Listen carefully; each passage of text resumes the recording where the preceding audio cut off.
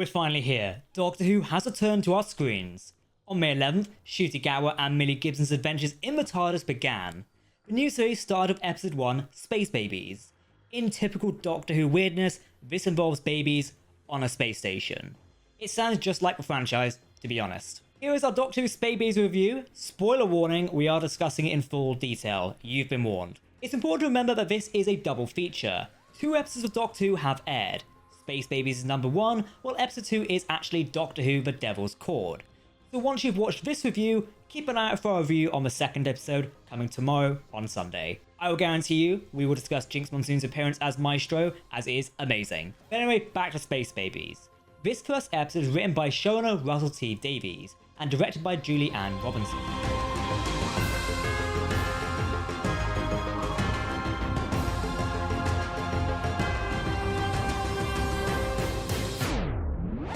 Greetings everyone, I'm Jack and welcome to Tardis Central. If you want to keep up to date on all the latest Doctor Who news, lore and more, then make sure to hit that subscribe button to never miss a video from the team here at Tardis Central. You can also follow us on social media for daily updates on the Doctor Who universe. And oh boy, do we have a lot of information coming at you this week. These 2 episodes have given us so much to work with, I cannot be waiting to tell you more about the Doctor Who universe. If you're confused on anything you've seen in this episode or want to discuss it more, leave a comment down below and we'll make a video discussing it or an article. And like I say, as always, please let us know your thoughts in the comment section below, because if you're talking about Doctor Who, then we want to hear about it. Seriously, what did you think of this episode? In a surprise little twist, the episode opens up right after the church on Ruby Road. With the comic strips through Doctor Who magazine and the Doctor Who treat of a free comic book day, I assumed we would have jumped straight into the episode. I'm honestly very glad we didn't, because all the proper companion introduction stuff was handled beautifully. The way the Doctor properly introduced himself, talking about Gallifrey being the last of the Time Lords after the genocide in Series 12, it really sold me on Ncuti as the Doctor. He played it beautifully. The Doctor also name drops a bunch of other Time Lord characters from throughout the series. This includes the Rani, a character we've not heard of since the 80s. I was very taken aback by this, especially given the rights were up in the air for a good few years. This mention makes it seem like a return could be on the cards down the line. Many have theorized about this. It'd be nice to have a Time Lord villain who's not the Master. Ruby's first trip is 150 million years in the past, to what would eventually become the Green River in Wyoming, USA. This is where the dinosaurs from the trailer are, with the show really boasting the increased budget for CGI. Ruby also steps on a butterfly and turns into a lizard person. Some outstanding prosthetic work for such a short scene. It's a short scene for how much emphasis it got in the promotional material, but I guess that also throws away from the main part of the episode. It's just a cute short trip and, you know, talks about time travel. Taking Ruby into the future, the Doctor lands at a space station orbiting a planet Pacifico del Rio. It's a baby farm, a place used for growing babies to increase the population. Even by Doctor Who's crazy standards, this is pretty out there as a concept for an episode. There is something off about the station, from the child drawings on most of the walls, the power failures, and the creepy monster living below decks.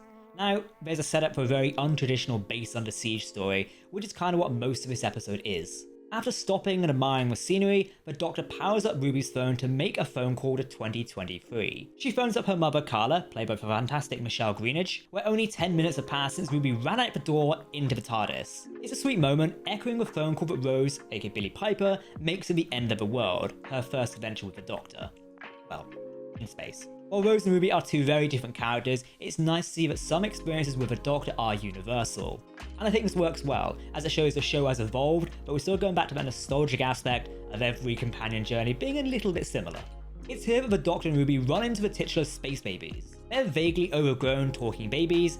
It's such a crazy idea, but something about them in this episode just works. I particularly enjoy the Doctor's little speech to them about how they weren't born wrong, that their uniqueness is their superpower. If this is some sort of moral messaging that the series is delivering, we're in for a treat. It's powerful and affirming, and in this climate, it feels necessary.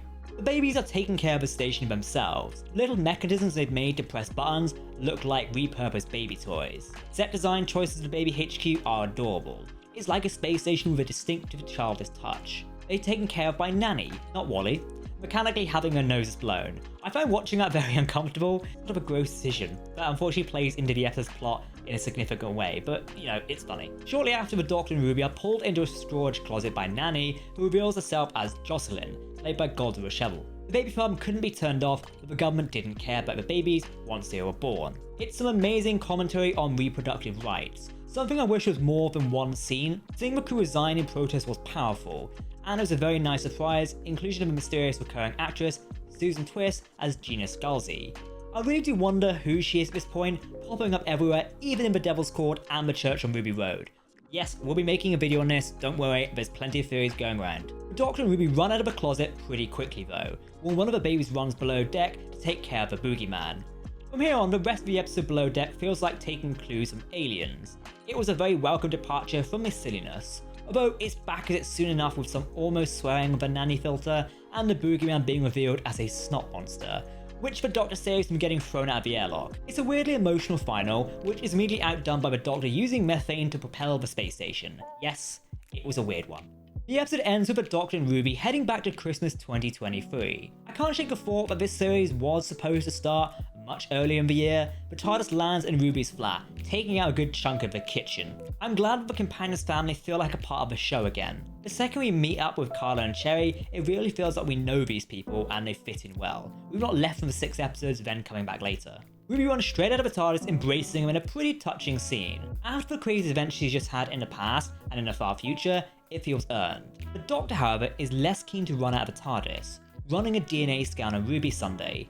It doesn't look like it picks up anything too unusual, with the Doctor eventually coming out after stalling for so long. Although, as soon as he's out, it starts snowing in the TARDIS.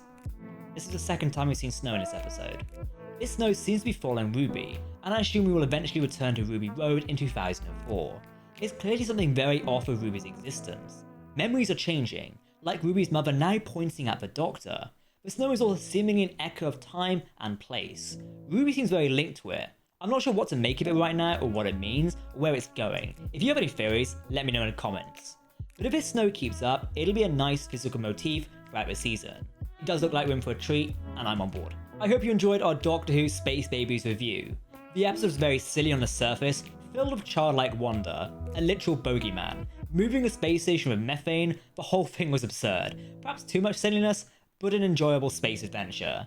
There were serious moments about people being unique, some reproductive rights commentary, and I wish the episode leaned more into those things, but it was probably still enough to annoy conservatives, and I still had a good time with it overall as a viewer. All in all, an interesting and mostly pretty strong series opener, a goofy adventure with some gorgeous moments between the Doctor and Ruby. This is Doctor Who. I'm completely sold on them as the Doctor and companion.